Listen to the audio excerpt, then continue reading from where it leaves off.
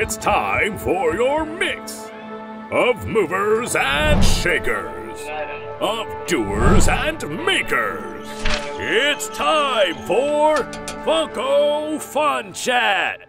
Today's guests. This writer and producer has worked on Friends, 30 Rock, and Unbreakable Kimmy Schmidt. Meet Robert Carlock. His voice can be heard on Attack on Titan, My Hero Academia, and Demon Slayer. It's Bryce Papenbrook. This web personality covers reviews of movies, releases, and events. He's Straw Hat Goofy. And now, let's mix it up with Funko Fun Chat. I'm Robert Carlock. I'm a television producer and showrunner. I worked at Saturday Night Live and 30 Rock and Unbreakable Kimmy Schmidt, and we've got an animated show coming out soon on Netflix, May 12th, called Mulligan. Well, my name is Bryce Papenbrook. I'm a voice actor. Brilliant. You might know me from shows like Attack on Titan. I play Eren Yeager. Demon Slayer, I'm Inosuke Hashibira. Seven Deadly Sins, I'm Meliodas. Sword Art Online, I play Kirito. Miraculous Ladybug, I play Cat Noir. Basically, I scream a lot in a soundproof room. Well, I am Juju, aka Straw Hat Goofy. A lot of people may have seen my face on TikTok. You know, I might have talked about a movie that you like or a movie that you didn't know about. I break them down, I analyze, I point out Easter eggs, and I just overthink everything about movies. Yeah, so Mulligan, as in a do-over, I think the phrase that started in golf, but I hear used all the time, is the name of our main character. And it's basically the world ends in a kind of disaster movie way, and our Boston dummy, Matty Mulligan, is the guy who saves the day, and so everyone, the remaining people on Earth, a couple thousand people left in a destroyed Washington, D.C., are looking to him to lead them for no good reason. But it's really a question of like, okay, can we do it right this time? And hopefully in a funny way. Yeah, we've got Tina Fey and Dana Carvey and Sam Richardson and Phil Lamar and Dan Radcliffe and Chrissy Teigen, who told me it's actually pronounced Teigen. I want to get that out there. Oh my gosh, he would not do well ordering a hamburger at all. Anyways, ordering anything, Inosuke would probably just take it. Because he'd just be like, hey, give me that, or I want you to fight me! Fight me!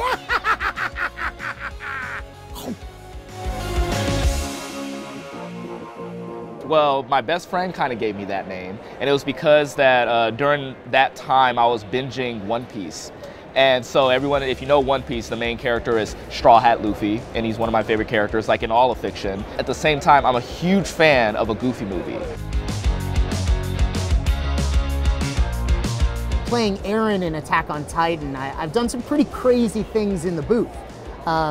But it's all worth it. It's what the show deserves. So, I mean, I got very physical, and I don't recommend this for anyone who wants to be a voice actor. Don't do this stuff.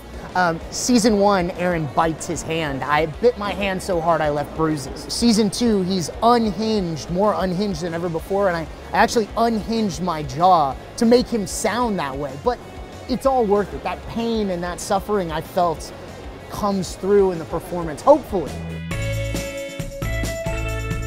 I come from a family of writers, journalists, ad copy writers. So the idea of putting words on paper to make a living wasn't too foreign. The idea of writing for performance was something I didn't think about until I had some friends who went and worked at Saturday Night Live, and I went down and visited them. And this was in 1993 or 4, and go backstage at SNL and in the writer's room there, and just the energy of that. And I remember Elle McPherson was walking around just with a beer in her hand, and I thought, I don't think I'm gonna go to law school, Dad.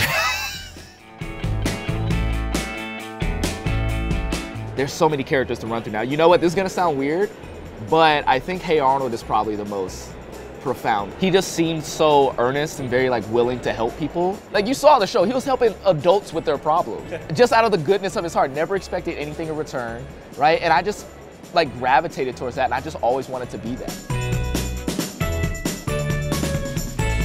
I grew up around the industry. My dad was a voice actor. He was working on Power Rangers when I was a kid. So he played a bunch of the monsters, but he was also Rito Revolto, the skeleton dude on Power Rangers. Yeah, that was my pops. So I used to love to go in and watch him work. And after one of his sessions, they needed a kid's voice, and he was like, he's a kid, throw him in the booth. And that's how I got started.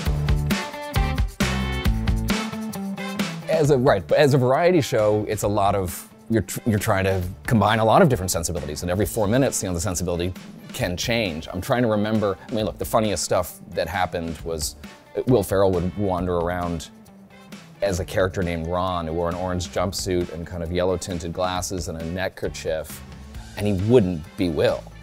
I mean, sometimes you'd find him on a show night as Ron between the show, and you had to tell him. I remember walking up to him and saying, "Hey, Will," and he'd say, I'll try to imitate Ron, like, "I haven't seen Will."